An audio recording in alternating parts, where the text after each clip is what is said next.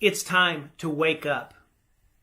I completely and utterly understand how you feel.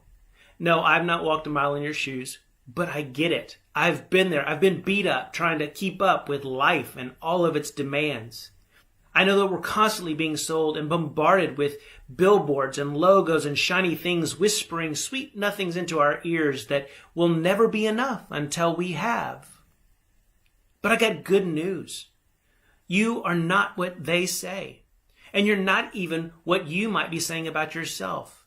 You are no failure, and you are certainly no loser. You are 100% and completely enough. But unless you begin to connect with that enoughness, unless you begin to set into some practice that will allow you to discover that in yourself, unfortunately, you're doomed to become the loser that you've always thought you were. So these 5 tactics, I think, are really solid practices that will begin to help you discover how to move forward in your enoughness. The first thing you need to understand is you are not your mind. You are the director of your life. The mind is that overly dramatic, overpaid actor that is constantly seeking the spotlight of your life. But the reality is that the mind is nothing more than the tool of the inner intuition and common sense that was given to you at the very beginning of your life. It makes the physicality of your reality out of the spiritual nature of your life. You are a spiritual being. The second thing is that the saying, no pain, no gain, it's only true if you begin to listen to the wisdom that pain is communicating to you. Pain is not weakness leaving the body.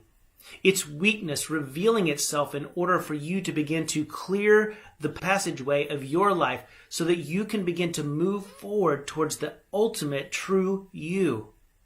The third thing that you've got to begin to do is in removing that victimhood, now you have to take ownership of your life.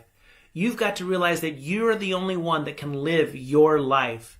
We can't go around commanding everyone to do what we want or manipulating others into living into the realities that we hope for ourselves. Rather, we've got to begin to decide that we're going to move forward in our journey on our terms. This also begins with that fourth thing, and it's learning to be grateful. We've got to be grateful for the small things first and foremost, because it's there that the building blocks of life reside. When we can just first and foremost begin to take note of the breath that we breathe without even thinking about it, that the very gifts that we've been given in just being human are beautiful. And last but not least, it's learning to be present. This one ties all of them up in a nice little bow.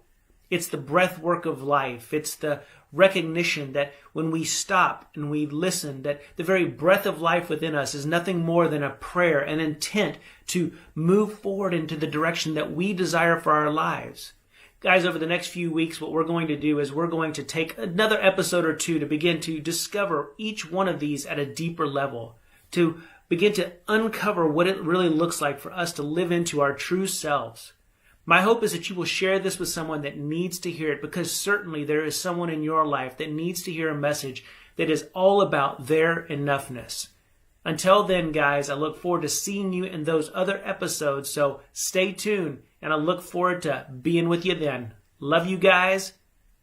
Peace.